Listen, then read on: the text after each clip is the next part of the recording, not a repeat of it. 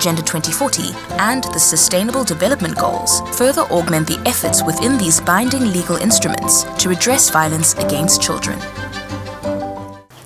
Hello, Prime Media audiences. This is your host, Lidette Muleta. I am here at the Skylight Ethiopian Hotel. I am here today because there's a forum about violence with children. It's a Pan-African symposium on violence prevention. And it's under the theme of African governments renewing efforts to stamp out violence against children. It's been a wonderful forum. Over 30 African countries are represented in this forum. It's a very charged and attended by high government officials and civic leaders. I am actually going to interview Dr. Joanne Noyonki, who is the Executive Director of the African Child Policy Forum, which is one of the organizers of this event. And we'll get behind the scenes of how this forum went and why this forum is very important for Africa. So join me, and thank you.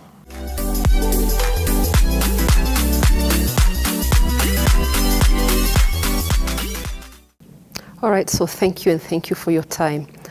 So we have a 3-day learning symposium on violence prevention, and this symposium is bringing African countries together. We have so far 34 different countries represented, 4 represented at ministerial level, 14 at permanent secretary level, and others also at very senior level. We've also brought together different players from development partners, UN agencies, NGOs, academics, researchers, and even activists from the ground. And the purpose of bringing all these people together, government and non-government actors, is to have a session and time to learn and share what different actors are doing to prevent violence against children.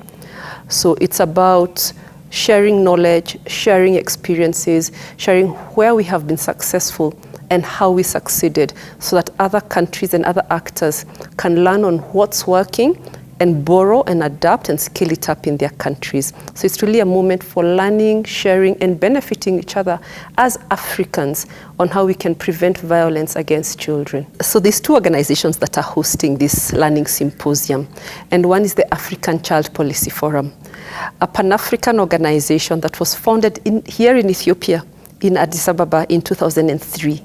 So now about 19 years old. And the African Child Policy Forum exists to advocate for the rights and well-being of children. So we advocate for that across Africa's 52 countries. We sit here in Addis Ababa. We don't have any other presence, but we work across all the 52 countries. But of course, Addis Ababa is the capital of Africa, as you know, we like to call it, because of the African Union seat. So this is a very good place for us to sit as the African Child Policy Forum. And then what happened is 5 years ago, we as the African Child Policy Forum recognized that the scourge of violence was escalating. The magnitude, the scope, the new forms of violence against children were getting worse, more severe, and governments were not responding fast enough. So we mobilized then different governments, different like-minded individuals, organizations, government and non-government, to come together to form an African partnership with the sole objective of ending violence against children. And so we have the African Partnership to End Violence Against Children.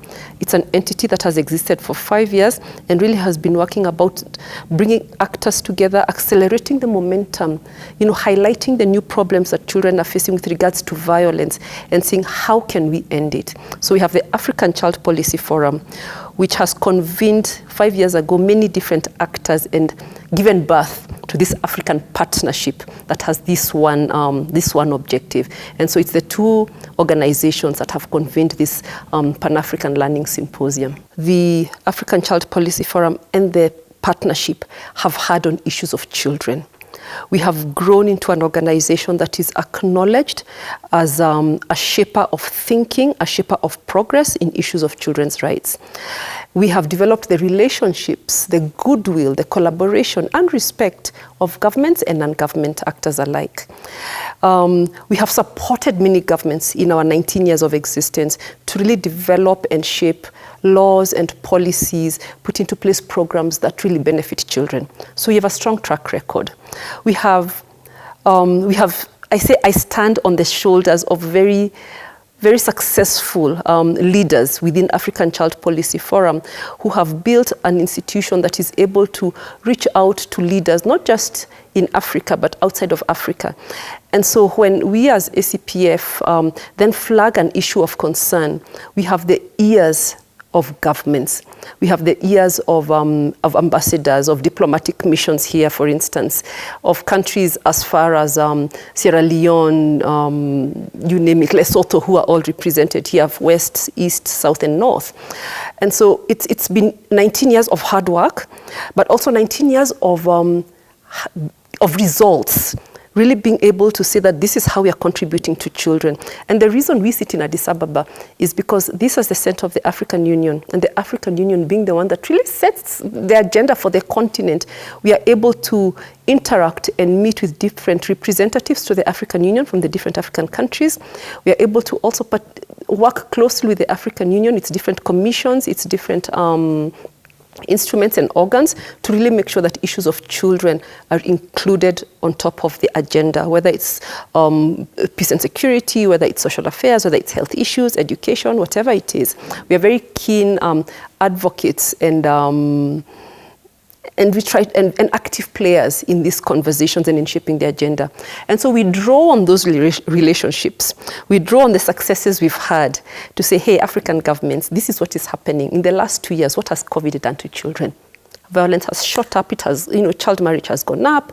There's conflicts now happening. Children also are victims of these conflicts. So there's so many new threats to children. The internet now, every child across the continent can access a smartphone, can access the internet. There's new dangers which are arising there. And then there's the old things that happen, child marriage, female genital mutilation, corporal punishment, the worst forms of corporal punishment, which sometimes leave children maimed and disabled. So we are saying that these problems have gone up in the last 2 years especially. Let's sit down as Africans and hear those countries which have responded and managed to reduce the scourge of violence against children. What have they done? Those other countries which are still struggling can therefore listen and learn. They can say, hey, I like what you're doing. How do I borrow from your country, bring it to my country, change it a little bit to fit my culture, my context, the little resources I have or the great resources I have as a country, and then borrow and learn from each other. So the idea here is two things. Share what we know and share what is working. And then the second part is then to renew the commitment and accelerate, move faster, do more, and do it together. Because we keep on saying that every child, every corner of Africa, the child in the most remote part of Africa, but if we don't come together, we are forgetting some children. If we keep coming together only in the capital cities, and we don't bring actors who are working in the very remote areas, actors who are working in some parts of the Sahel, for instance, where children have not been in school in some parts of Cameroon for 5 years because of conflict in the north. If we don't bring those here to hear how do you keep children safe when they're not in school, how do you return children back to school? Because you've just heard this morning that education, being in school protects girls from child marriage. So we are trying to see what has worked in certain parts of the continent and how can we share it across the continent for others to scale up. We are fortunate, we have 34 countries represented here. It's really phenomenal. We feel so honored that they responded so positively. We have in the room today more than 150 participants. And so we are really looking forward to, in the course of the 3 days, speaking about different things from prevention of violence, protection of children. Is it social protection or economic protection? Is it protection through the court system? Because sometimes you can use the courts to protect children. Is it protection using our indigenous African culture and mechanisms? Like where you have communal fostering of children who have been orphaned. Is it about budgeting and allocating resources? Is it about training human personnel so that they have the skills? Is it the judges who need to be trained? Is it the police officers who need to be trained? Is it the teachers who see a child every day who need to be trained? So we're talking about it from all different points, but we also want to hear, for instance, we have participants from the Seychelles. Seychelles is a country that has done so well in Africa. How have they managed to do it? And how has a young country like South Sudan, what can it do to learn? And I'm just giving these two as examples. So you bring those who are progressively doing very well, other countries which are facing different challenges, because whether it's conflict, whether it's climate related, whether it's just poverty, or political instability, and you bring them and see what can you learn from each other. So really that's the purpose of this meeting. And like you said, it's looking like it's going to be very successful. We've had a very high start. We were honored by the presence of the Minister Tsagaya of Women and Children here in Ethiopia this morning. She came, she graced us with her time, she opened the meeting, she spoke on behalf of the Ethiopian women and children, and she has really set the tone very high. And we are really hoping that we're going to continue at the same tone for the next 3 days. I think I'll start by saying our name, African Child Policy Forum. The fact that we identify ourselves first about our Africanness and our children, I think that is what really sets us apart from a lot of other organizations, wonderful, strong organizations. But it sets us apart because we embrace, we cherish, we celebrate, and we uplift our Africanness. And we say, yes, we have challenges as Africans, but also we have solutions. This morning, when I said this is the land of Lucy and Arti, it is here in the Rift Valley that the oldest remains of mankind have been found. Mankind, womankind. So Africa has a rich history.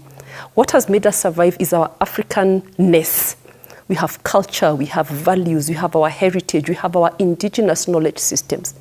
But you find often that international solutions, international proposals are blind to that. They are very, because international solutions and policy proposals are for everybody, all the countries of the world. I think we must be close to 200 countries now. And so it's not it's not a one-size-fits-all. So for instance, if we take the SDGs, we have to think as Africans, how do we implement the SDGs? How do we meet the targets of the SDGs? We have to do it with our own identity and who we are. Because when you invite me, for instance, for a meeting as the African Child Policy Forum, I come as an African with my background, with my experiences, good or bad. And I bring those to really help and shape whatever solution it is that we are looking for. So the first thing we do is we celebrate and we own our African identity and culture. So even when we say that there's a lot of challenges in terms of violence against children to our own children, we have to see where have we failed as Africans. For instance, you'll be surprised. In African traditional culture, corporal punishment did not exist. Torture did not exist. Africans had a way through their communal systems, through the age-set systems, through aunties and uncles and grandparents, of disciplining children, of sharing wisdom, of imparting what was required as a standard of behavior of children and of adults. And so it was very communal. When we say a child belongs to a village, that was the African culture. That was how my grandmother grew up. But modernization and urbanization have eroded that, and we have developed new sets of problems. But we can go back to who we were, pick the good things, because there were harmful things also about our culture. Pick the good things, pick the things that worked, and see how do we share these, so that if it is a culture that has worked in, say in Mauritania, in West Africa, and we are a different setting here in Ethiopia, how do we see, how have they done it, and adapt it into our culture here as Ethiopians, adapt it to our culture somewhere else in Namibia. So the idea of, yes, we have African problems, but also we have African solutions, and we can adapt global solutions to our African context. How do we do that? So for instance, one example I want to give you is the idea of adoptions. In our African culture, there were no adoptions. You never give up children. If a child had no parent, then the community took care of the child because the child belonged to the community. So we are trying to see if a child, for instance, is neglected and is being abused in today's setup, by parents? Are there community solutions? How do communities make sure that their own mechanisms can actually take care of that child without that child having to be removed and institutionalized? Put in a home somewhere, put in a rehabilitation center. They can receive rehabilitation services while they're staying with an auntie, with a neighbor who of course is known and recognized by the local authorities. And so there's measures of safeguarding, but what we're doing there for now is really promoting African solutions to the problems that are facing our continent and specifically our children with regards to violence. You know, I've made the same observation this morning during the opening ceremony and even in the first panel. We have not had a male speaker the whole morning. That is not to say that men are not involved. I think what is naturally happening, I'll say two things. It has been found that there are more women who work in development and sort of caregiving work. And so I think the issues of advocating for children fall in between that. There's an element of caregiving service provision, which women naturally do tend to be attracted to. But second, also the piece of development work. What is interesting, though, if you listened to the titles of all the ministers who are sitting here this morning, is that they're ministers of gender and children and youth and social affairs. So I think the structure of most of the governments across the continent is that issues of children, women, social issues are all lumped together. It's a good thing, but it can also be a disadvantage, because then what happens is that these ministries, these issues can be almost put aside as, or those are issues of women and children which men do not need to get involved in, but that's not so. In reality, actually, you find that, and so I think a lot of governments, somehow it ends up as women who sort of lead those ministries, interestingly. I don't know why. We should ask the heads of state who nominate ministers how that happens. But I think most important for us is, as you're having this conversation, recognizing the role that men also have to play in preventing violence, but also in protecting and safeguarding the rights of children. Because, I mean, it's half of the society who are men, half of the society who are women. So everybody really needs to come together, and all actors need to come together. I think the other point which perhaps would be of concern, though, is if issues of children are seen as peripheral issues which affect children and women and not as mainstream issues. And so we, as the African Child Policy Forum, have endeavored to make sure that we work with different line ministries. We will work with the Ministry of Justice. We will work with the Ministry of Finance and Budgeting.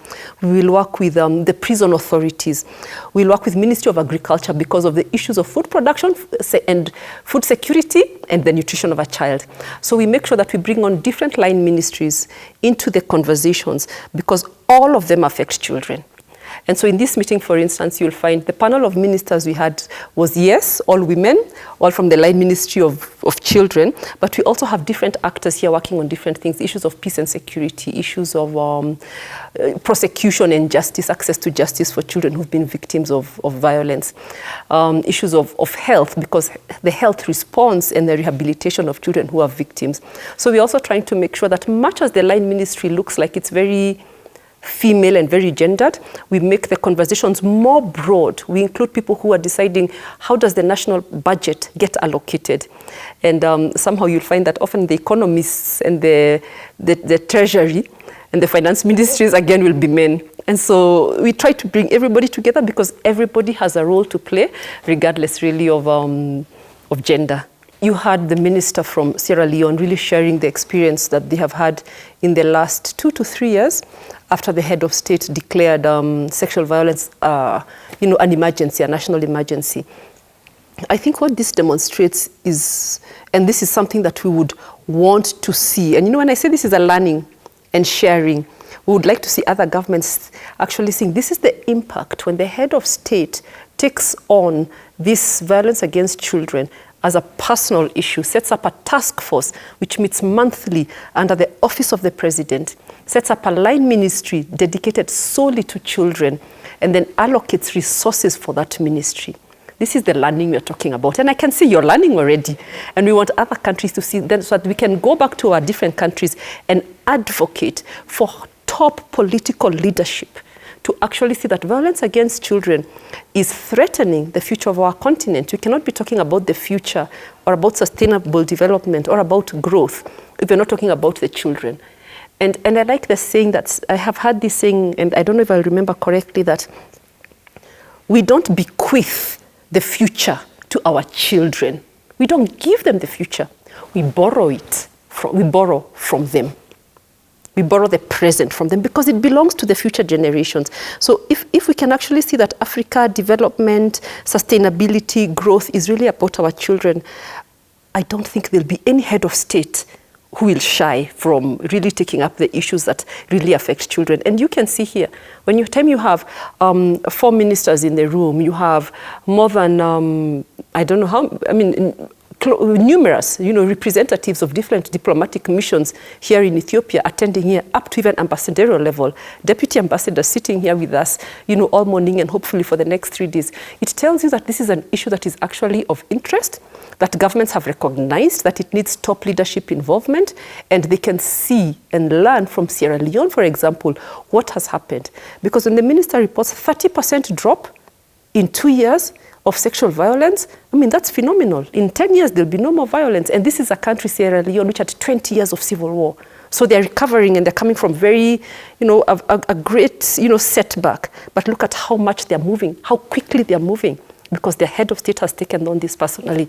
So it's one of the things we would like to see. We would like to see higher level, greater political, top level political leadership actually saying no more violence against children. Challenges even for us is resources. I mean, I think we could have had a meeting with twice the number of people here who would have wanted to have countries represented not by 2 delegates, but countries represented, as I was saying, by people from 5 or 6 different ministries. And I think the greatest benefit for Ethiopia as the host country and the ministry having, the country having really graciously offered to host this conference is that Ethiopia has been able to bring more people from different line ministries, from different sectors, government and civil society. So we would like to, but because of scarcity of resources, then we are limited. I mean, a learning symposium does not happen in 3 days. We say learning is continuous. So it's also a limitation for us. How do we make sure that this is only the beginning of learning? That the participants who are here today will stay connected, will continue to interact, to invite each other, to engage and to learn from each other, because it's something that needs to be continuous. We are also hoping that countries which have not put the issues of violence against children high in terms of their national action plans will put it there. There's countries which actually have the rights of children, protection of children from violence in the National Development Plan. And you know what it means when you have the National Development Plan adopted by Parliament and children are on that plan. It means that money will go there, there will be a line ministry, it means that human resources will be allocated, people will be trained really on the issues of children. So we are hoping that as an outcome of this, that will, for countries which have not put prevention of violence on their national development plans, they'll put it there. Because we know the trickle-down effect. Resources will follow. Political leadership will come as well. So that is one of the things that we want. The other one that we want is really to be able to enable the more than 150 people here to get to know each other, to connect, to network, so that even subsequently they can really be able to lean on each other, to be able to drop an email, to be able to pick up a phone call and ask somebody from Malawi, from Mozambique, from South Africa. What did you say in that meeting? How did you do it? Could you come and help us learn? Could you help us to adapt that to my country's situation? So we have different goals and outcomes that we are working towards, but we are also not forgetting that Africa has 2 goals. We have committed very much in Africa's Agenda 2040 for children. We have said we want to make an Africa fit for children.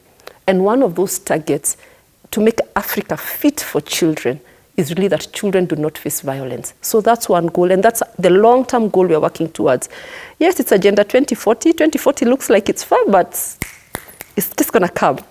So, and we have to make small steps if we're going to get there. And second is the SDGs. We have only, how many more years do we have to the SDGs? 20, 30? I think we're halfway through the SDGs. I think we have only 10 more years, if I'm not wrong. Gosh, I forget. But you can see the time is moving. So if we are going to make progress, it means that we have to have sequential steps, sequential interactions where we commit ourselves, we do a little bit more, we track the progress we have made, and then we keep on moving faster. So we are hoping that this will also catalyze the momentum, make countries feel that this is urgent. We need to do something else now. We need to do something more, and then really commit to doing it and make things happen when we go back to our respective countries.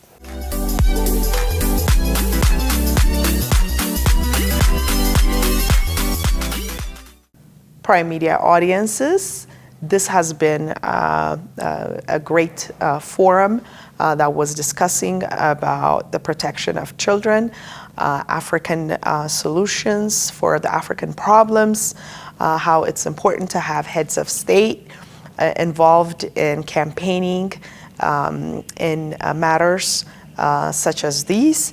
It's wonderful to see the participation of women, women at ministerial positions across Africa, and how they're collaborating, and Ethiopia being the host country, and how everyone is grateful for Ethiopia hosting this important conference, and also being the place for African Union where we can gather many African delegates. It's been a wonderful stay. I will see you next time.